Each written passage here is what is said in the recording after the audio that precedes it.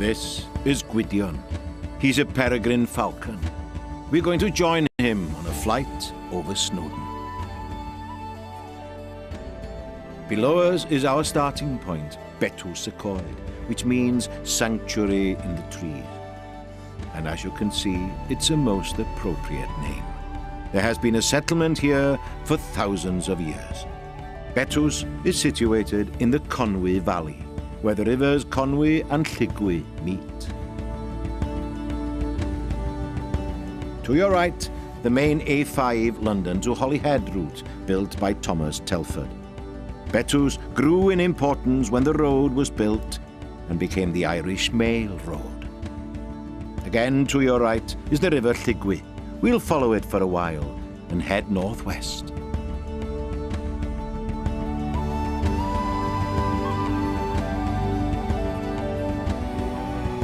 These woods are part of Gwydyr Forest, owned by the Forestry Commission. This is Forestry Commission land below us, bought in the 1920s. Much of the agricultural land around the town has been used to establish what's now called Gwydyr Forest. As you can see, the forest is mainly evergreen.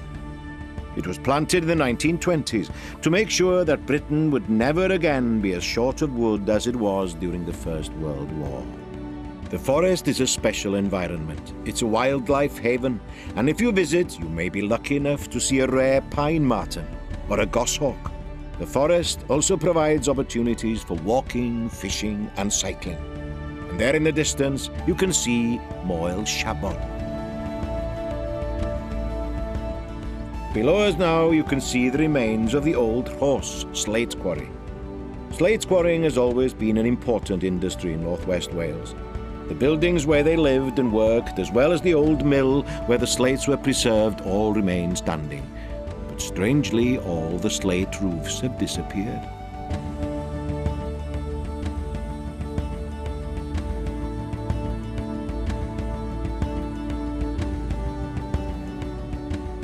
Notice the difference in the trees here.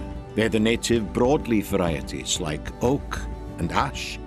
But today, only about 9% of the wooded areas are native. As we climb, you'll see fewer trees, mainly because of the weather conditions and overgrazing by sheep and goats.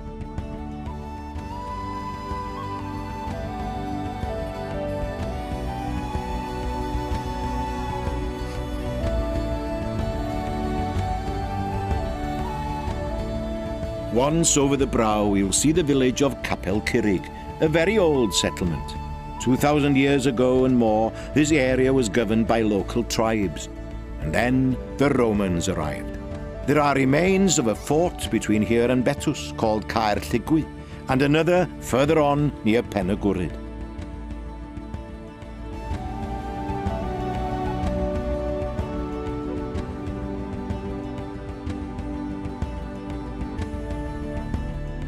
Just below us is Plas y Brenin National Mountaineering Centre. And now, let's sweep across the Mumbyr Lakes. This valley and others like it in the uplands have a vital role in trapping carbon, which plays a part in global warming. As we get closer and closer to Snowdon, we see Llyn Lockwood. Nearby, the famous Pen y Gwryd Hotel, a great haunt of climbers. It was used as a base for the Everest expedition team which conquered the mountain in 1953 and trained on the peaks in this area. And now, into the mountains. To our left, we see Nant Gwynant and down towards Beddgelert.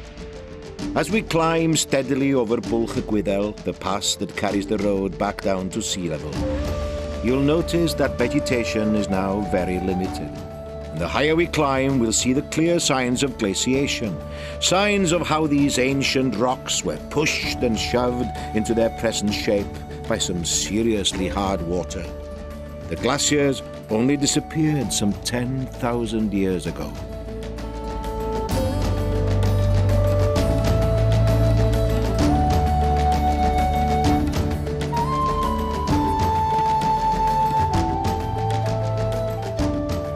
In the distance, you'll catch a glimpse of the lakes in the Llanberis Pass and Anglesey beyond.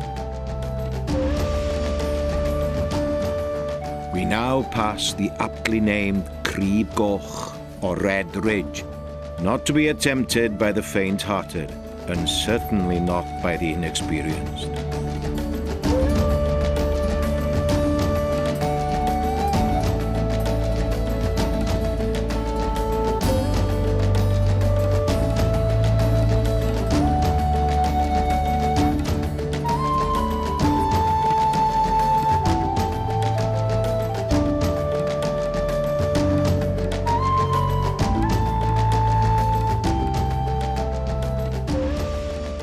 Below, you can see Llyn Llydaw, and you'll also clearly see the miners' causeway built over 150 years ago to make it easier for them to get to their work at the copper mines.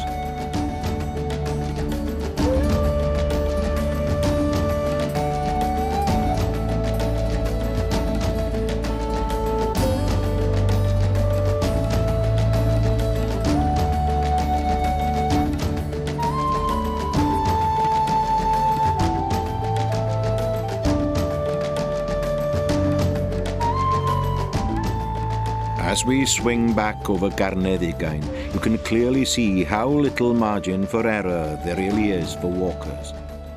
And then, suddenly the mountain takes on a different shape completely. To our right, the Llanberis Path, and next to it, the railway. It is these sudden changes in terrain and the weather that can catch walkers unawares. Here we are, finally, at the very roof of Wales, the summit of Snowdon, and Hafod Eryri.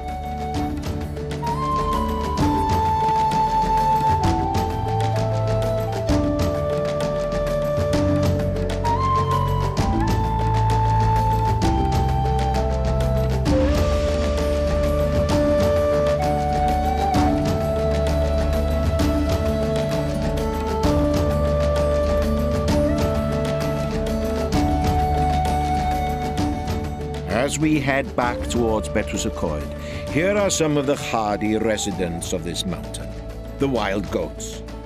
The legendary eagles of Eryri have long gone, but if you're lucky, you might just catch a glimpse of the rare Arctic alpine plants that also grow and live here, the most special of which is the delicate, white-flowered Snowdon lily, always hoping the goats don't get there first.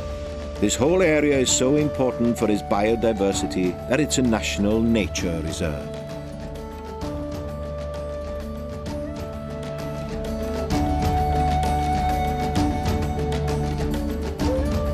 This is Llywydd, and to the right, Bwll Chyseithau. Translated, it means the Pass of the Arrows.